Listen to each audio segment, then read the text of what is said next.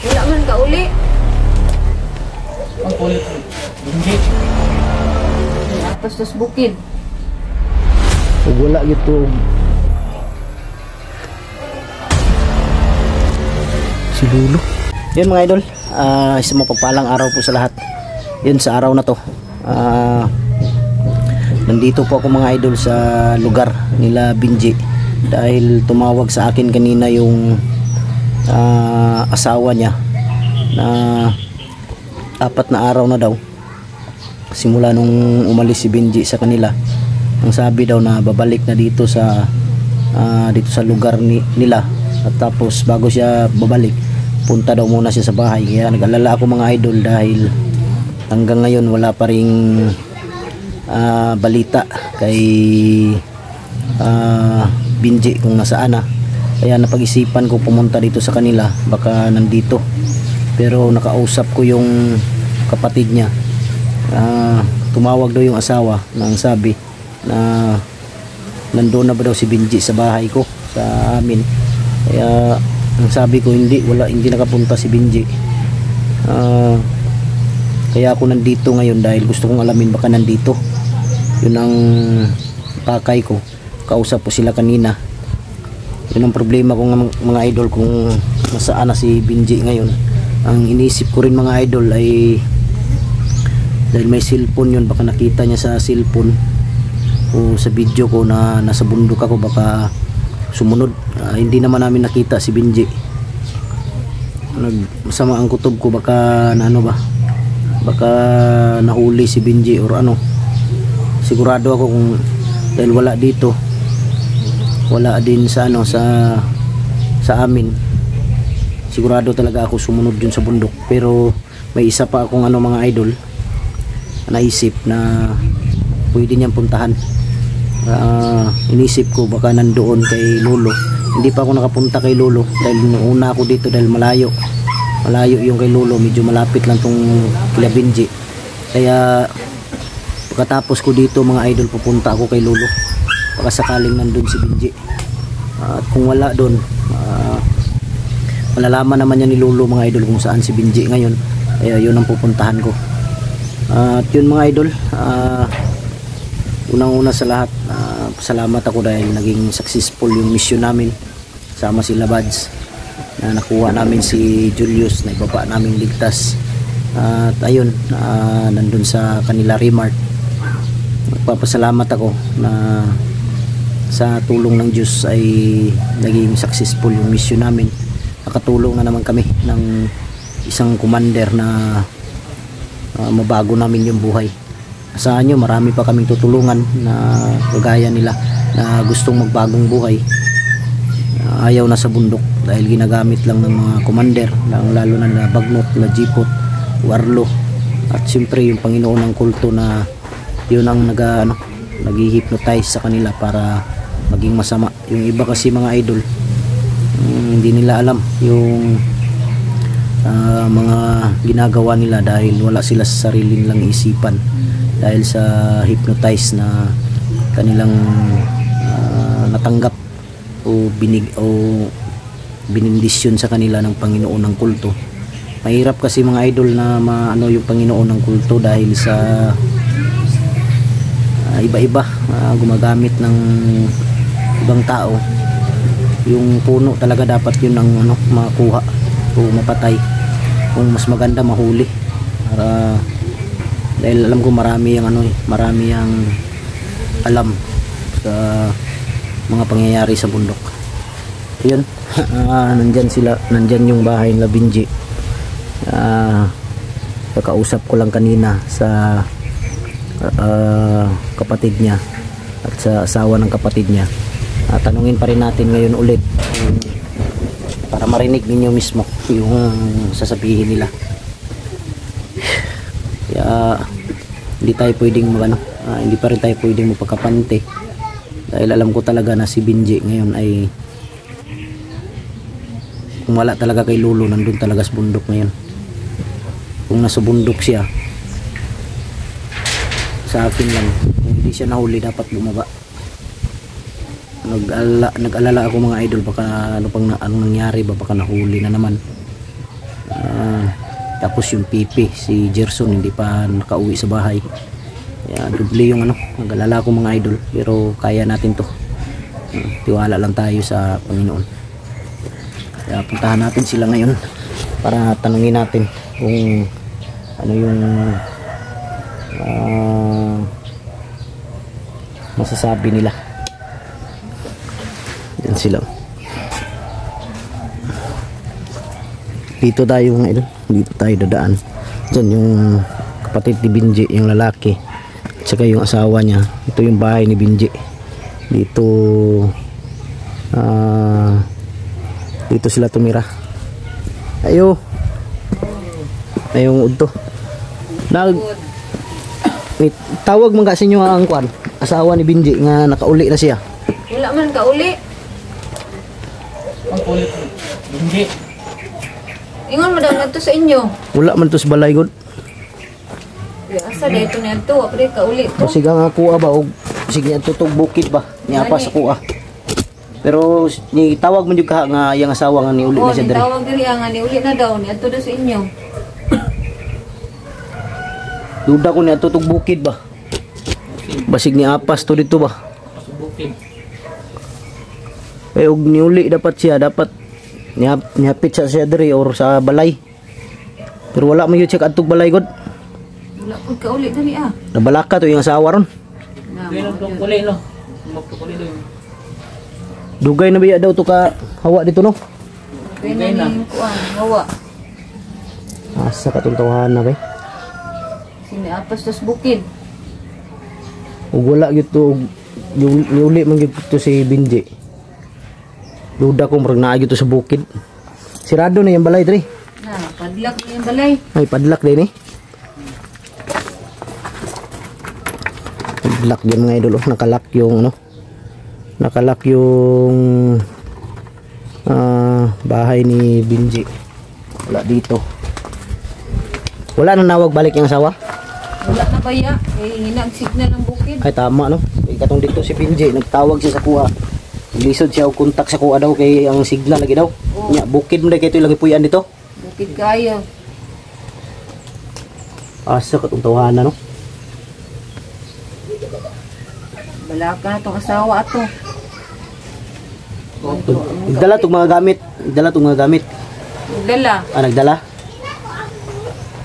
Duda ko ba natos bukid ba? Tinapas to sa kuha ba? Sikita to siya sa kong video nga nakos bukid. May lagwa to nadakpan to. Na delikado to nadakpan to. Ang gani no.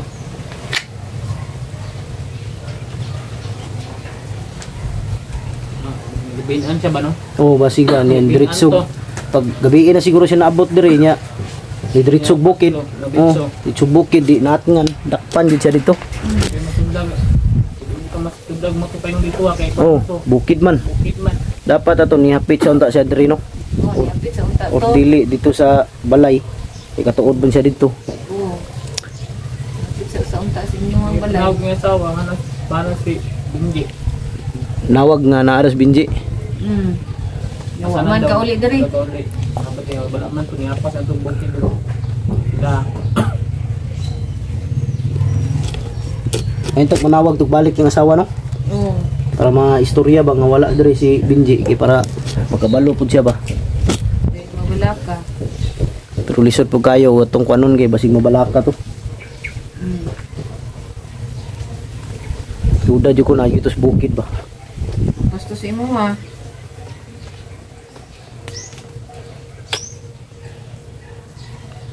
Lakaw mo gusto siya ginihangyo mo gusto siya sa kuha nga balik lagi daw. Kay mingawan daw siya dito.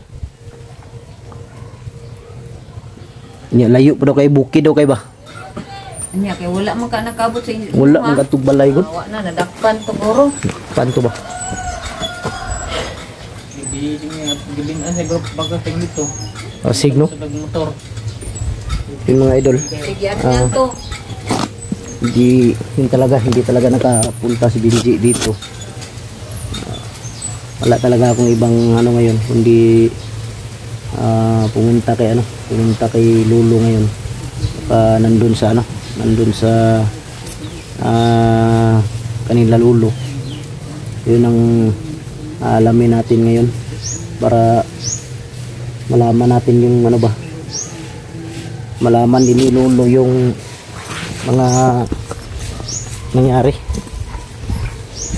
Wala talaga ito, parang dito ano din to, bahay din yata to ng kapatid siguro ni Benji.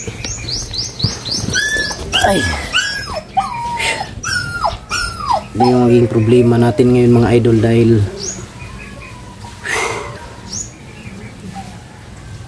wala talaga, dahil yung narinig na ninyo yung sinabi ng kapatid ni Benji, yung lalaki, yung asawa niya, na tumawag daw talaga yung asawa ni Benji.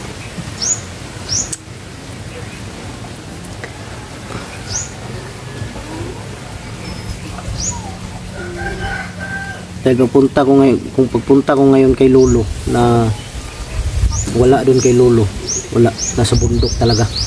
Ang problema lang, baka na ano ba, nahuli. Tapos ngayon na problema pa ako kay Kilaw, dahil ilang araw na si Kilaw walang upload. Marami na nag-chat sa akin ng mga supporter, ano bang nangyari kay Kilaw. Hindi ko rin alam kasi nasa bundok ako mga idol. Masama din yung kutob ko kay Kilaw ngayon, dahil sinubukan ko siyang tawagan kanina, pero nagre-ring yung cellphone niya pero walang sumasagot. Sabi ko sa sarili ko na kung si Kilaw ang hawak ng cellphone na yun, bawat tawag ko sa kanya isasagot naman niya agad. Pero kanina lang 3 beses ako nag-attempt na tawagan yung cellphone niya, hindi talaga sumasagot.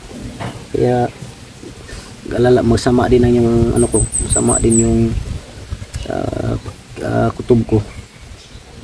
Doble yung problema. Si Gerson pa. Kaya wala talaga akong ibang ano ngayon mga idol, na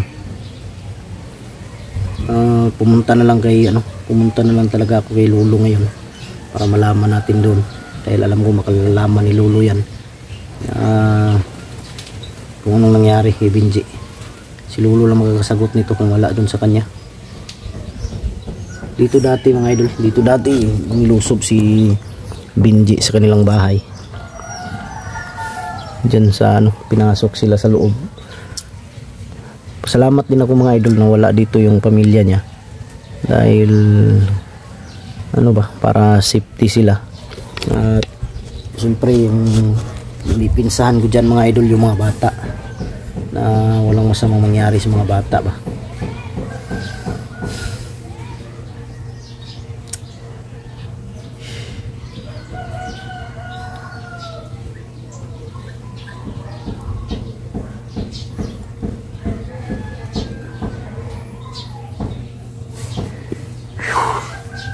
Guluhan ako mga idol kung anong gagawin ko ngayon.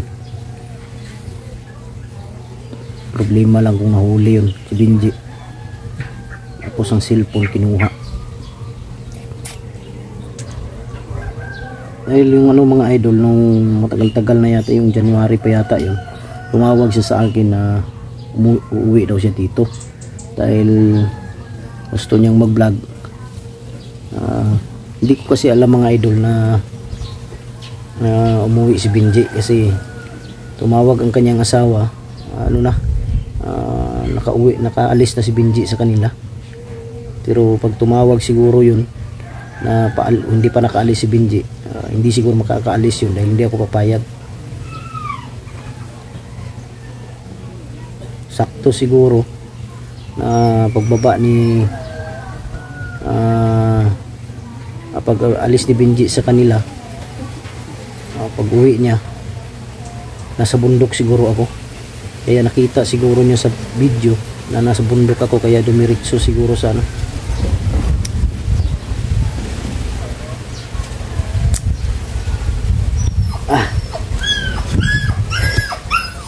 Yung problema na naman to. Wala talaga to si Benji ngayon kay Lolo. Pipilitan talaga akong aakyat ng bundok bukas. Gusto ko pa sanang magpa-relax mga idol, dahil lang araw din kami sa bundok. Pero wala tayong magawa dahil trabaho natin to. kailangan natin gawin. Yan.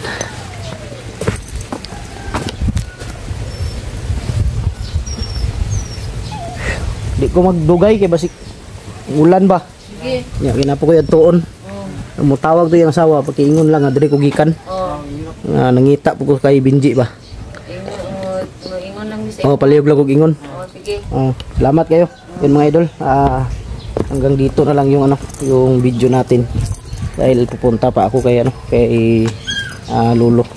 Yan, maraming salamat at mega love shoutout sa inyong lahat. Sa lahat ng mga solid supporters natin dyan, sa lahat ng mga silent viewers, mga OFW, mega love shoutout sa inyong lahat. At shoutout kay Ate Mil, Mary Grace Giberson, Tita Angie Ruiz ng Hawaii, Tita LG ng Amerika, Tita Beronice ng Italy, Tita Bibs Bernas ng LA, Mila Chang, Mami Sky, Merlin Bindiho, Janice Alcalde, Team Kuwait, Team Maharlika, Jimmy Ramirez. Mega love shoutout sa lahat. Sa lahat po, mega love shoutout. Ingat kayo palagi. Gabayan kayo lagi nawa ng ating Panginoon. At ilayo kayo sa kapamakan. Ilayo kayo sa mga masasamang loob, masasamang tao. Maraming salamat. God bless ating lahat. I love you all.